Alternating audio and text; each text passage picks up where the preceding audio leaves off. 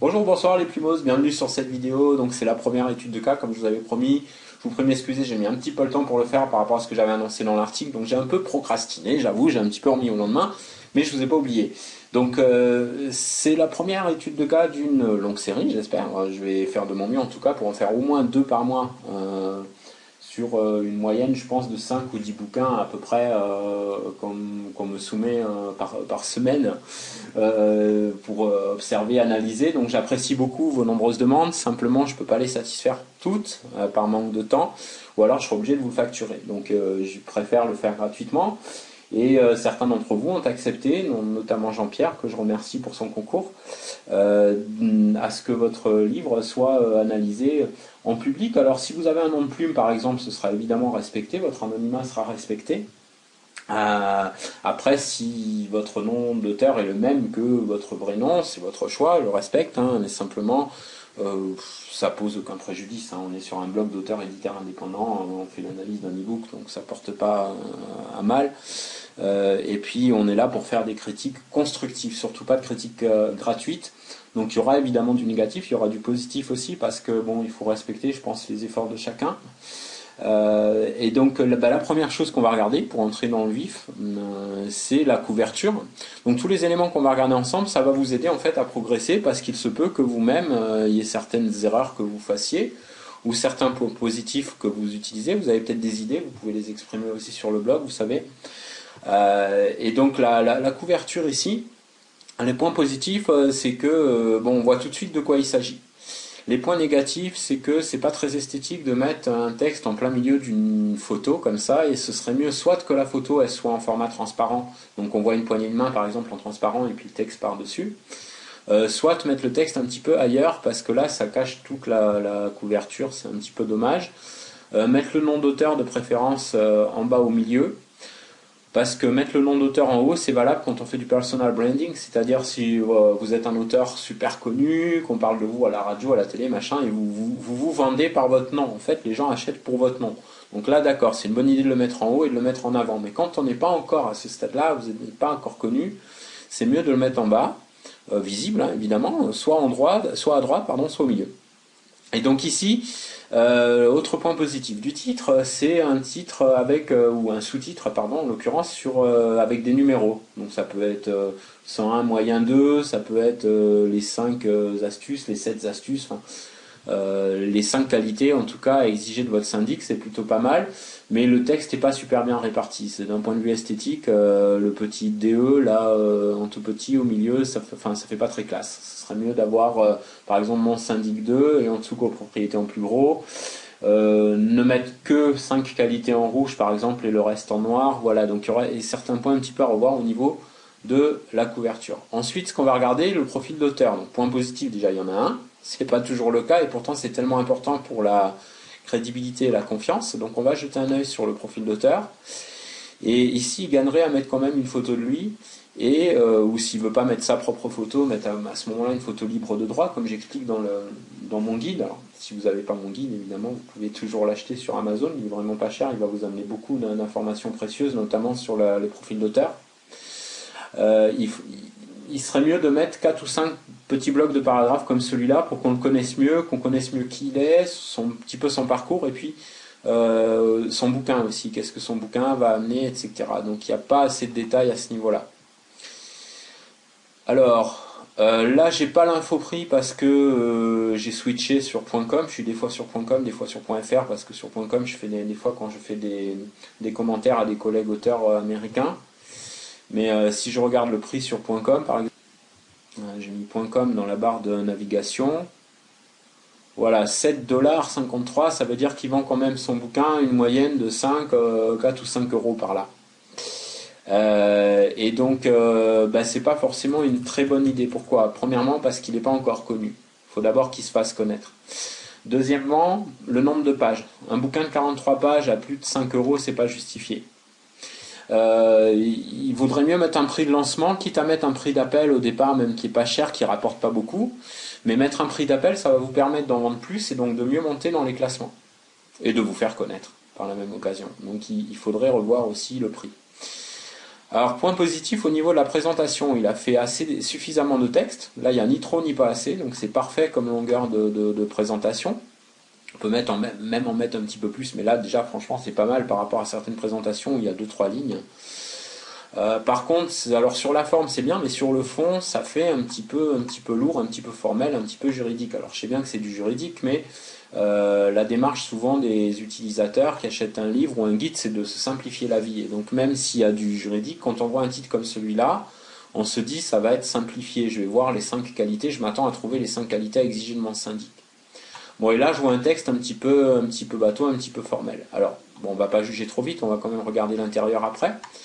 Juste avant d'aller dans le cœur du bouquin, je voudrais faire une remarque aussi au niveau du ranking. Ici, on a un ranking qui est à 36 000 et quelques. Alors, ça ne veut pas dire qu'on a un mauvais bouquin ou qu'il se vend très mal, parce que vous pouvez très bien être même sur le numéro 15 000 et puis vendre des bouquins. Vous en vendrez jamais aussi bien que quand vous serez dans le top 100, c'est évident. Mais vous en vendrez quand même. Ceci dit, il y a un autre aspect, moi, qui me gêne un petit peu, c'est que j'ai l'impression que notre ami, il n'a pas bien fait son analyse, son étude de marché au départ. C'est-à-dire, il n'y a pas forcément un marché très porteur dans cette catégorie-là.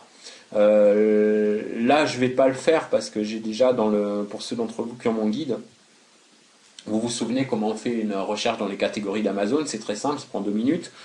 Bon, peut-être un petit peu plus, on va dire 5 minutes. Ça permet de voir si un secteur ou un autre à un marché intéressant au niveau des catégories. Bon, et là, si on va vérifier, il n'y aura pas forcément un grand... Bon. Alors ici aussi, il ne s'est mis que dans une catégorie, alors qu'il a droit à deux, et donc il aurait pu se placer dans 2 catégories éventuellement. Alors ensuite, le cœur du bouquin lui-même. Alors là, j'avais parcouru un petit peu le bouquin. On va commencer par la couverture. La couverture, elle n'est pas bien placée, elle est placée en doublon. Donc là, elle est bien placée, parce que c'est la couverture qui est faite lors du formatage. Et là, apparemment, il a voulu la mettre, je pense, dans le document Word. Et ça, c'est pas une bonne idée. Dans votre document Word, quand vous faites votre bouquin, vous n'avez pas besoin de mettre votre couverture dedans, vous n'avez pas besoin de mettre d'image de couverture, vous pouvez mettre d'autres images si vous avez besoin, mais pas la couverture, puisqu'elle est mise lors du formatage, quel que soit l'outil de formatage que vous utilisez d'ailleurs. Ensuite, il a mis une table des matières. Point positif, il en a mis une. Il y en a plein qui ne mettent pas. Il y a certains livres dans lesquels c'est pas très utile, par exemple les nouvelles courtes ou les fictions courtes où il n'y a pas énormément de contenu et puis le lecteur n'a pas forcément besoin de retrouver un passage plus tard. Alors que dans un livre informatif qui a un certain nombre de rubriques, à partir d'un certain nombre de rubriques, c'est quand même mieux de pouvoir se retrouver dans la table des matières et d'aller chercher une information en particulier. Alors, par contre, il y a 2 points négatifs dans cette table des matières. Le premier, c'est ces pointillés là qui sont bien dans un imprimé mais pas dans un e-book, et puis les numéros de page qui servent de toute façon à rien puisque c'est des numéros de page qui sont générés par la table des matières sous Word ou sous OpenOffice, et donc ça correspond au numéro de page dans le document originel. Or vous savez qu'une fois converti, un e-book Kindle n'a pas le même nombre de pages que votre document Word ou OpenOffice de base, et donc ces numéros de page ne servent à rien, il faudrait les retirer. Et puis l'autre inconvénient, c'est que elle n'a pas été bien formatée, puisque là, si on veut aller à la table des matières, on ne peut pas. Vous voyez, si on veut aller dessus, on ne peut pas. Il n'y a pas moyen. Donc si je suis en plein milieu du bouquin et que par exemple, je suis là et j'ai envie de retourner à la table des matières, bah, je ne peux pas. Non. Donc je suis obligé de repasser par la couverture et de me retaper les 2 couvertures pour aller dans la table des matières. Alors, on va voir tout de suite comment régler ça. C'est très simple. Là, j'ai pris un de mes bouquins. Si on vire la table des matières ici, toc, et comme je vous l'explique dans une des vidéos de secret d'auto-édition, vous savez que c'est mieux quand vous mettez l'introduction avant la table des matières. Pourquoi? Parce que les usagers sur Amazon, vous avez marqué, ils peuvent cliquer un extrait pour télécharger un extrait de votre livre. Donc quand ils vont télécharger un extrait, si vous avez mis l'intro après la table des matières, ben, sur 5 ou 6 pages d'échantillons qu'ils vont avoir, ils vont avoir 3 ou 4 pages de table des matières, donc ils vont pas bien voir ce que vous mettez dans votre intro, etc. Votre intro elle sera peut-être pas en entier, dans un extrait, donc il vaut mieux mettre l'introduction avant, et comme ça ben, vous donnez envie à votre futur lecteur d'aller plus loin.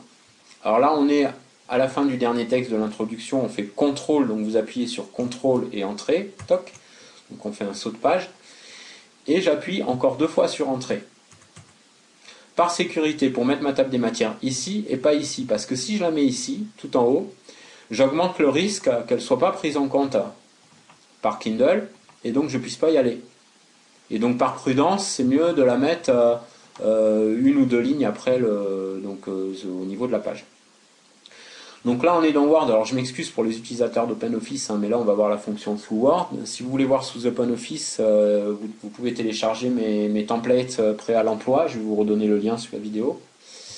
Mais alors ici dans Word, on va faire insertion, référence, table et index. Et là, vous avez ici donc l'onglet table des matières.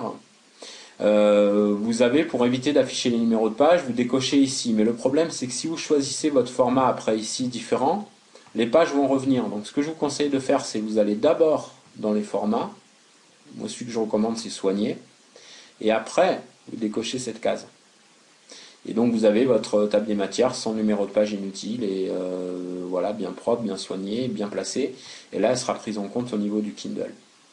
Voilà. Donc on va revenir sur notre livre. Alors, je vais aller maintenant dans le cœur du bois. On va pas lire tout le bouquin évidemment, mais on va regarder certains aspects. Ici, les aspects positifs. Il a mis des paragraphes aérés, c'est-à-dire il a mis plusieurs blocs de 6 ou 7 lignes. Et ça, pour le confort du lecteur, c'est parfait. C'est aéré, le lecteur il peut lire tranquillement, mais il y a certaines pages où il a mis un petit peu trop en bloc, comme là par exemple. Là c'est un bloc trop gros pour le lecteur, donc c'est mieux de séparer en 2 ou en 3. Et alors sur le fond du contenu, ce que je trouve un petit peu dommage, c'est que c'est un petit peu compliqué, ça fait un peu code civil, ça fait un peu voilà, ça fait un peu bateau, un peu basique. On a l'impression que toutes ces infos finalement on peut les trouver n'importe où ailleurs. Il n'y a pas ce côté un petit peu unique, c'est dommage. Donc ça, l'auteur gagnerait à mettre du contenu un peu plus personnel, et puis à vérifier, à relire, à regarder qu'il y a bien des espaces après les points ici, et qu'il n'y a pas des textes qui soient attachés entre eux. Donc là, je ne les vois pas ici, mais il y a certains textes que j'ai repérés qui étaient attachés ensemble. Et donc, c'est important de faire vraiment une relecture à fond de votre livre avant de le publier. Alors là, si je reviens au tout début, et qu'on va regarder la fin du livre, alors, là, il y a un logo qui saute sur une page avec un texte qui n'est pas terminé. Et là, donc, ça finit par un logo. Voilà, donc ça termine comme ça. Il n'y a pas de véritable conclusion. Il y a pas de, on reste un petit peu sur sa fin.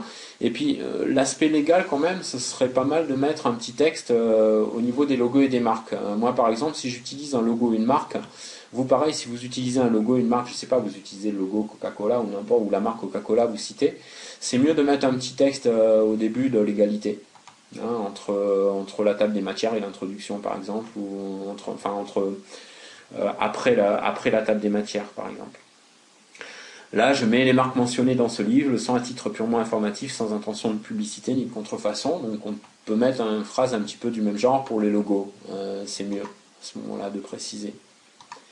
Voilà, donc on a fait le tour. Il y a peut-être des choses qui vous ont sauté aux yeux et qui m'ont échappé, donc vous privez surtout pas de faire des remarques ou de critiquer ma critique. Ou si vous avez une autre critique sur ce livre, vous pouvez le faire, mais restez quand même, je vous demanderai de rester constructif, quoi. Pas de critique gratuite, mais ça je compte sur vous, je sais, je peux vous faire confiance pour ça. Et puis si vous avez des questions, vous n'hésitez surtout pas. Alors je vais juste vous montrer l'idéal pour faire les commentaires si vous voulez bien. C'est de ne pas hésiter à utiliser le blog Facebook. Vous pouvez mettre un commentaire normal sur le blog, vous avez le droit, ce blog c'est le vôtre, c'est pas le mien, donc vous faites ce que vous voulez. Par contre, c'est plus sympa, vous voyez, il y a beaucoup de partage quand même sur les réseaux sociaux, et ça permet d'avoir des échanges un peu plus riches, et donc vous pouvez poster votre commentaire, votre question, votre remarque, et puis même dire si vous avez un bouquin que vous voulez soumettre à une étude de cas, et il n'y a pas de souci, on pourra regarder ça ensemble. Voilà. Merci encore donc à Jean-Pierre pour avoir accepté de faire analyser son livre. Merci à vous pour votre attention, et puis je vous donne rendez-vous dans la prochaine vidéo, dans le prochain article. Merci à tous, salut les plumos. Hey, je suis le professeur Hans von Muppet. Merci pour avoir regardé cette vidéo. Maintenant que vous avez regardé et apprécié, il y a plusieurs autres choses que vous pourriez aimer faire. Premièrement, abonnez-vous à la chaîne YouTube. Vous serez notifié dès qu'une nouvelle vidéo sortira et vous ne manquerez plus jamais aucune nouveauté. Ensuite, vous pouvez cliquer j'aime. C'est toujours agréable d'être aimé, vous ne croyez pas? Et vous pourrez aussi aimer cette vidéo. Et pour finir, Vous pouvez partager, oui. Faites savoir à tout le monde quel point vous avez trouvé cette vidéo géniale. Dites-le au monde entier, sur votre blog, à vos amis. Tous les boutons dont vous avez besoin sont ici. Juste, là par exemple, en dessous, au-dessus, quelque part dans le coin, je peux les voir d'ici. Merci.